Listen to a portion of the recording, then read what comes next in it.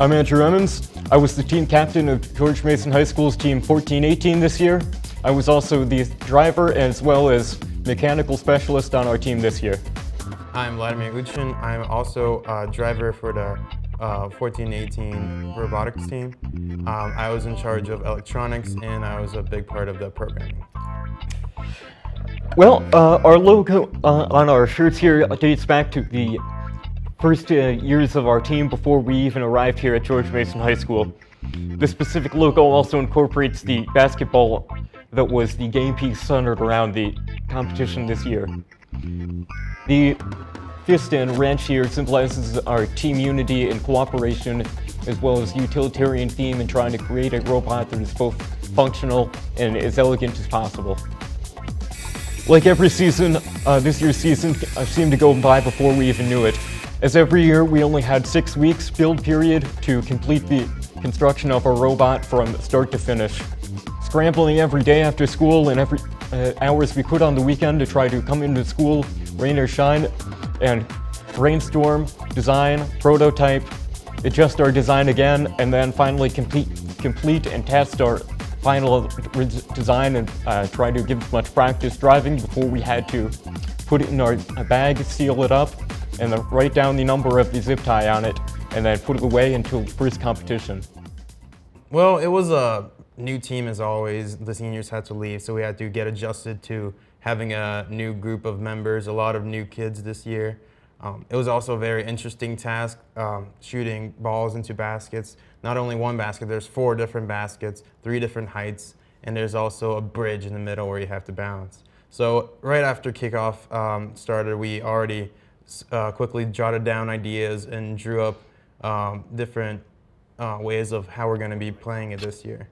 And it started out a little slow pace, but then it quickly built on, and we went through about 6 different shooting mechanisms, very similar to the 2010 design. That year it was a very contact sport since it was soccer, so we noticed that we bent a bunch of axles and things like that. So this year we decided to make a very sturdy robot, so we went with big 8-inch pneumatic tires, had a low gear, really high torque transmission, and went around with having a very solid, small chassis sized robot. It did bounce a lot, but that actually helped out a lot by having a very quick, agile movement by bouncing around and grabbing a ball and getting ready in position and shooting. Definitely the strong point of our design this year and how we chose to play the game was how we chose to have a small frame in small, robust frame that was able to be much smaller than maximum dimensions, allowing us to very easily balance with one or two other robots on the bridge. And that ended up being a substantial amount of points and allowing us to win games from that alone. Well, it was very hectic at times. There's a lot of noise coming from both the crowds, your own teammates, and just a lot of commotion and balls flying around everywhere. So you just really had to pay attention to every key point that you were assigned to do. So as the driver, I had to pay attention to what my partner was saying, to what was going on in the field, the time that was read up on the board, and also just trying to keep calm while I was doing the entire process. It was a very close game, both the Virginia Regional and the DC Regional. We were really close up there, and it was just a blur. The games go by so quickly. You enjoy every second of it. There's always a commotion, but it's just such an awesome experience. We felt very competitive this year. This year we had probably the more so than any other year, teams coming up to us and expressing interest in playing the game with us, as well as many other judges and experienced engineers coming up to us and just describing what they admired about our design and what they thought we did really well compared to what 60 other teams did and how they approached the same challenge in much different ways. One of my lads come work for me at like NRL or something like that, right? Someday. That's your thing. Right. But it'd be cool. It's nice to see you. Thank you. Thank you Nicely very done. much. You bet. Pleasure. Thank you. Sure. You guys know who you were just talking to. Yeah. Mike, yes. Mike Nolan? Oh, wait, no. He's the top technical officer of the United States Navy.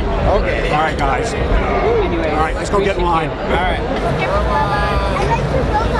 Thank you, man. Thank you. Thank you. Well, it's always luck of the draw to see who your partners are going to be. So you never know, but we always try to go ahead before every match, talk to our fellow teammates, and even talk to our opposing alliances and talk about the cooperation possibilities. And you just have to make do with who you get paired up against with. I mean, you see that your opponents they seem to be a very good competitive team, but you just have to do just that much better than them and just try all the best you got. For the first robotics competition experience, it always proves very unique, and this year, for the qualification rounds on Friday and the first half of Saturday, we're provided with a list of teams that we're going to play with. And it's always interesting to see in the course of an hour how you may have very different partners and very different opposition. And immediately having to be able to find out those other teams in a crowded stadium of 60 other teams, find them out, discuss quickly what their robot capabilities are in comparison to your robot's capabilities, and then immediately decide what's the best way to be able to play this game. What angle do we want to try to go for? And analyze the competition and see what their strengths may be. Let's get ready to rumble!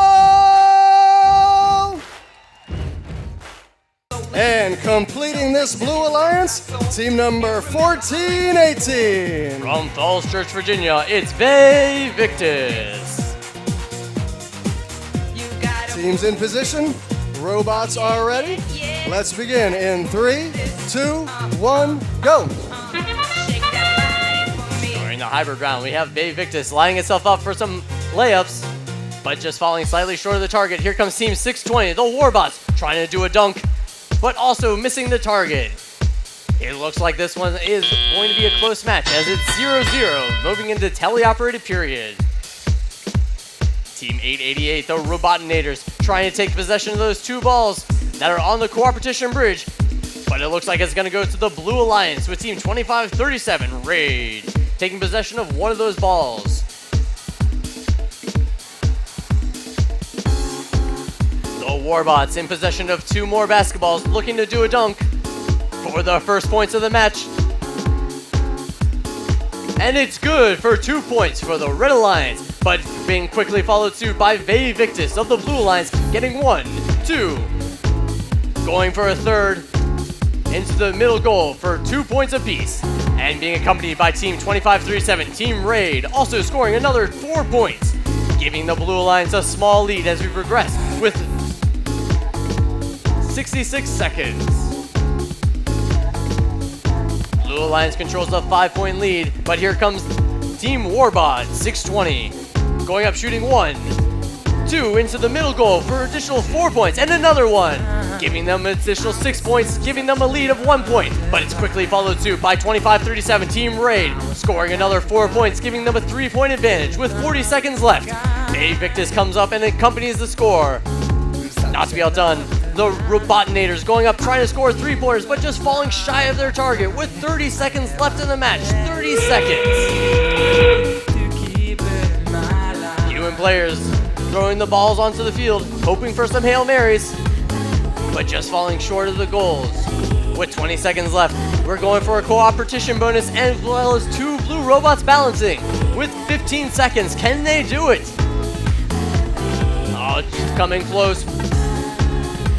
Well, it looks like the Red Alliance continues to score, offsetting the lead, but here comes the Blue Alliance with the balance and the cooperation, and that is game!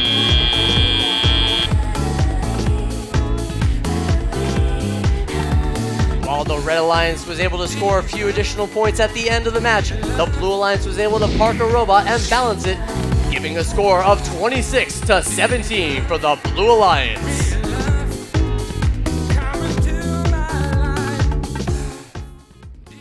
Well, with experience going to the Virginia Regional, we learned from our, not mistakes, but just our experiences. We learned from our experiences and saw what other robots were capable of doing and just thought, oh, how could we do something similar to theirs? Or how could we, what is it that we're doing that could be fixed a tiny bit? So we just focused on a different shooting mechanism, a different autonomous, for example. We decided to just go straight up, shoot 2 baskets and just drive back without relying on any other sensors, more or less, because we just didn't have that much time to work on them, and they just didn't prove that effective in the end. So we just went off on the blank, just line it up correctly, just go for it, and it usually worked up most of the time, and in the end it proved to be very effective. Well, in terms of rankings, we try to ignore that for the most part on Friday until the end of the day and try to focus on how we can best play the games. Well, we bear in mind that every match that we play affects how we are ranked. We try not to focus on that and not allow that to affect our gameplay. We had a computer set up that showed our driver station, and me and my fellow driver here, we both had Xbox controllers. I was in charge of the driving the robot and actually the movement of driving around, and Andrew was in charge of shooting, kicking the plate, and lowering the arms for the robot. Well, this was a very rough and intense game this year. We were very lucky not to have anything critical destroyed this year. The major problem that we had was the one instance that we had of our robot falling over the bridge. It landed on our shooter motor that was able to, the wheel that we needed to use to shoot the basketballs into the baskets. However, we were able to quickly repair this by simply rebending the axle that the wheel is positioned on and then testing the alignment of it to ensure that it had the same consistent shot before it sustained this injury.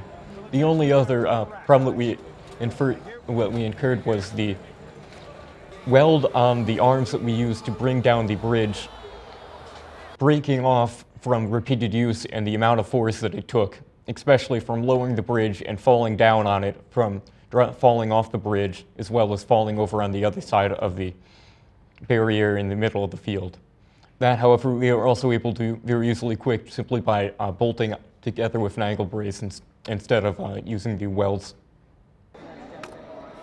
Before every time we went on the field, we had a checklist that we had to make sure that we had gone over. So we had to talk to our teams, talk to our opposing alliance, make sure all the bolts are tightened in certain areas, like the kicker plate, for example, and the pneumatics. Also, just routine checkups, having the correct bumpers on. Yeah, just a lot of checklists. During the game period as well, we also are permitted to have a third person stand behind us here and act as a robo-coach, as their position is called, to guide us through the entire game, as we only have 2 minutes and trying to focus on five other robots on the playing field, as well as keeping track of about 24 of these basketballs that are on the game field.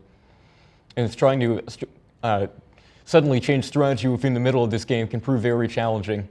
So having a third person here, as well as having two drivers, allows us to be able to synchronize and act as a single team here to guide one robot on the field and try to have a coherent strategy for 2 minutes. And after a little bit of practice, definitely by the second regional, we were dead on of having a solid strategy to go through the course of the game.